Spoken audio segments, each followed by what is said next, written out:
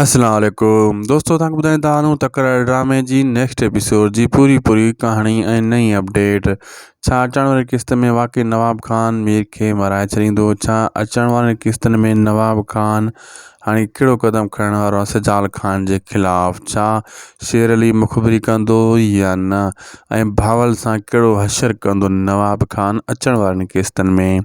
दोस्तों, तव्हांखे ॿुधाईंदासीं सॼी अपडेट इन वीडियो खे आख़िर ताईं ॾिसंदा, ऐं ही वीडियो अगर आख़िर ताईं न ॾिसंदो तव्हांखे सॼी कहानी सम्झ में न ईंदी, ऐं उदासी टीवी यूट्यूब चैनल खे बि ज़रूरु सब्सक्राइब कंदा। दोस्तों, पहिरीं ॻाल्हि त नवाब खान खे पक पइजी वेंदी। मां पोइ क़िस्त में तव्हांखे ॿुधायो त वक़्तु वञी सॼी कहानी ॿुधाईंदो त आख़िर भावल छा थो चाहे, ऐं नवाब खान ख़बर पइजी वई आहे त हाणे भावल कम जो न रहियो आहे, उहो ठाह करणु चाहे थो। उन खां बहितर आहे त मीर खे मराए छॾियां, ऐं मीर किथे आहे इहो वक़्त जे मथां हाणे छॾंदो नवाब खान। त तूं वञी खे ॻोल्ह, फ़ैसिले जी ॻाल्हियूं कर, ठाह जूं ॻाल्हियूं कर, जीअं तोखे मीर जी पक थिए त मूंखे ॿुधाइजांइ, मां पुलिस जे हथां इन्हीअ खे गुम कराए छॾींदुमि।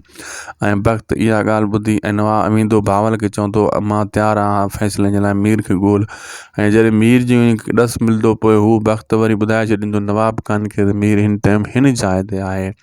ऐं वक़्तु इहो दोखो पको कंदो ऐं भावल जे अॻियां बि सचो थी वेंदो, चवंदो नवाब खान इहो कमु कयो आहे, ऐं वरी पंहिंजो कम बि जो थी वेंदो। ऐं भावल बि चुप करे वेंदो त नवाब खान जो दुश्मन हुयो, नवाब खान इहो उन खे मारायो आहे। लेकिन एतिरो सवलो न आहे, हू पूरी पंहिंजी कोशिशि कंदा। लेकिन मीर हिन टाइम जंहिं माण्हू वटि आहे सिजार वटि, उतो इन खे कढणु ॿाहिरि ॾाढो ॾुखियो आहे। नवाब खान पूरी कोशिशि कंदो, ऐं हिते शेर अली बि इन्हनि जो साथ कान ॾींदो।